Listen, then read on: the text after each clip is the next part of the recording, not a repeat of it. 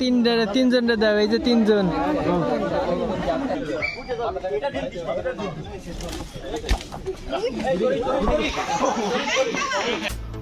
Hey guys, আসসালামু আলাইকুম, it's মাহফিন Ahmed and welcome to my another video. Guys, আশা করি আপনারা সবাই অনেক ভালো আছেন আর আমি আজকে খুব ভালো আছি, কারণ আজকে যেহেতু ঈদের দিন, তো আজকে ঘুম থেকে ওঠা দেরি হয়ে গেছে, যার কারণে আমি নামাজ পড়ার আগে কোনো ভিডিও করতে পারি নাই। নামাজ শেষ করে এখন একটা ইন্ট্রো বানাচ্ছি, তো এখন দেরি না করে বাসায় যাব, নাস্তা করব, তারপরে আপনাদের যেহেতু কুরবানির একটা বিষয় আছে, এই জন্য আবার ওইখানে একটু ঝামেলা আছে, তো কুরবানি শেষ করে আমরা আবার আপনাদের সাথে কথা বলবো। আর সবাইকে জানাই ঈদের শুভেচ্ছা। তো গাইস, খাওয়া দাওয়া শেষ করে এখন চলে আসলাম কুরবানির যে বিষয়টা। তো আমাদের এই বাগানে সাধারণত সব সময় কুরবানি দেওয়া হয়ে থাকে।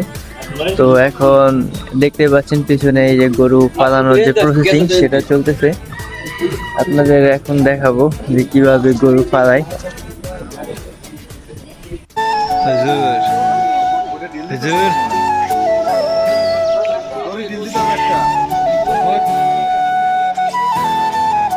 আমাদের মসজিদের হুজুর যে আপনার আন্দা নিয়ে দাঁড়ায় আছে গরু কোরবানি দেওয়ার জন্য, আর হুজুর খুবই ভালো মনের একজন মানুষ।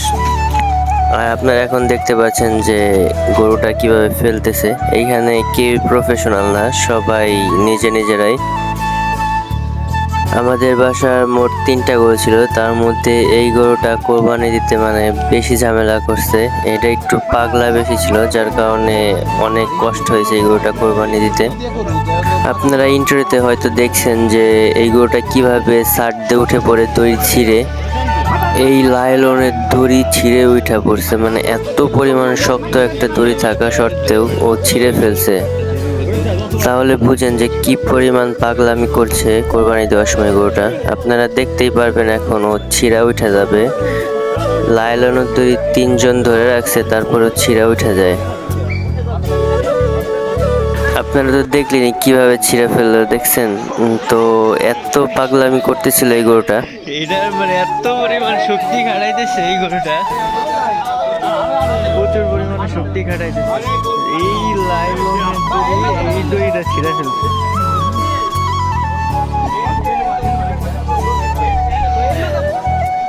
একবার যেহেতু ও দড়ি ছিঁড়ে উঠে গেছে, এই জন্য ওর পা বেঁধে আবার ওকে ফেলানোর চেষ্টা করতেছে, যেহেতু কোরবানি দিতেই হবে, এই জন্য ওকে আবারও ফেলতে হবে এখন নতুন করে। তো অবশেষে কোরবানি দেওয়াটা সফল হয়েছিল, কিন্তু আমি চাচ্ছি না পুরো ভিডিওটা আপনাদের দেখানোর, কারণ ওইখানে অনেক রক্ত থাকবে, আর ওইটা অনেকেই দেখা যায় আপনার সহ্য করতে পারে না, রক্তগুলা দেখতে পারে না, এই জন্য আমি পুরোটা দেখাইলাম না।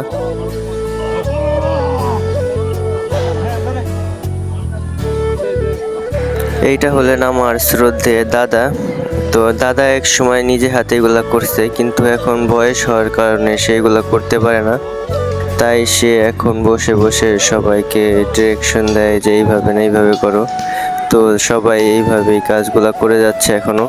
আল্লাহ যতদিন বাঁচায় রাখছে, সে এই কাজগুলা দেখাই দিয়ে যাবে তাদের।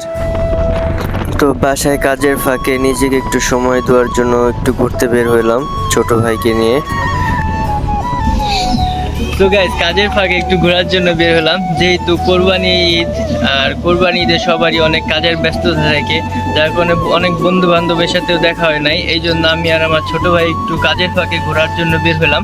তো এখন আমরা যেখানে আছি সেটা হচ্ছে এসি রোড বলে, নামটা একটু অদ্ভুত হলেও এটা ফরিদপুরের খুব জনপ্রিয় একটা জায়গা। তো আমি আপনাদের একটু দেখাই আমার পিছনে। তো পিছনে আপনারা দেখতেই পাচ্ছেন যে আসলে এই জায়গাটা অনেক সুন্দর, আর এইখানে অনেক বাতাস থাকার কারণে এইখানে নামকরণ করা হয়েছে যে এসি। তো আসলাম, এখন একটু ফিরবো, আবার বাসায় চলে যেতে হবে, আবার ওইখানে একটু কাজ করা লাগবে। তো এখন একটু ঘোরাফেরা করা যাক। তো আমরা এখন সামনে যাব, আপনাদেরও আজকে যতটুকু পারি ফরিদপুর শহরকে ঘুরে দেখানোর চেষ্টা করব।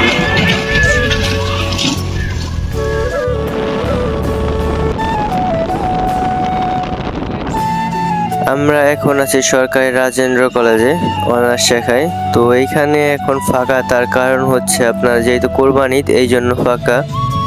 কোরবানিতে সাধারণত মানুষজন বাসায় বেশি থাকে, বিকালে মানুষ বেশি বের হয়।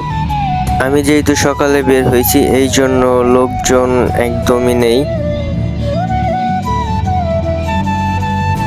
আমি সকালের ফ্রি টাইমটা কাজে লাগালাম এবং এইখানে এখন লোকজন নেই বললেই চলে। এখানে পরে ভিডিও করার মতন কোনো সিচুয়েশনও থাকবে না এখানে। এই জন্য আমি ব্লগের কাজ করার জন্য একটু সকাল সকাল বের হয়েছিলাম। তো আমিও ঈদের দিন অবশেষে সেই চলে আসলাম ফরিদপুরে আরেকটা ভাইরাল রাস্তা, নতুন হয়েছে রাস্তাটা। তো আমিও এখানে আজকে ঈদ উপলক্ষে এখানে একটু ঘোরার জন্য আসলাম।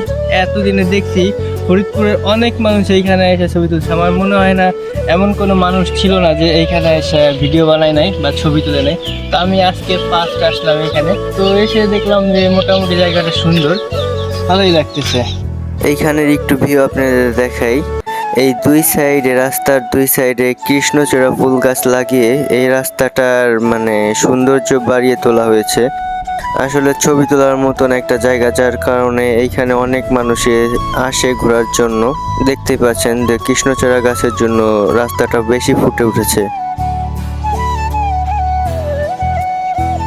ঘোরাফেরা শেষ করে এখন চলে আসলাম আমার বাসায়।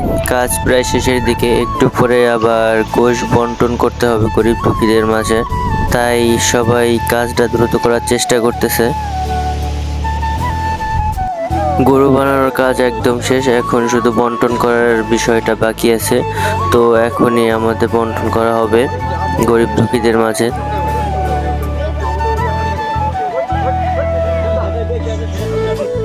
প্রতিবারের মতন ভাই আমাকে আবার দায়িত্ব দিয়ে দিয়েছে।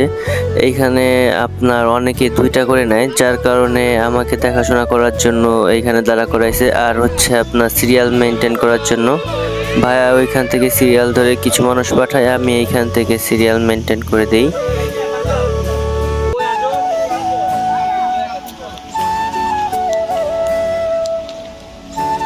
এইখানে আমি ব্লার করে দিছি, কারণ আমি চাচ্ছি না এদের ফেসগুলা সবার সামনে আনার জন্য। এই যে এই জায়গা তিনজনটা দাও, এই যে তিনজন। ভাবি আর বোনদের সাথে দুষ্টামি করে বললাম যে ওদের তিনজনকেও দেন। সো গাইজ, আজকের মতন ভিডিওটা এখানে শেষ করতেছি। দেখা হবে নেক্সট কোনো ভিডিওতে। আপনারা সবাই সুস্থ থাকবেন, ভালো থাকবেন। আল্লাহ হাফেজ।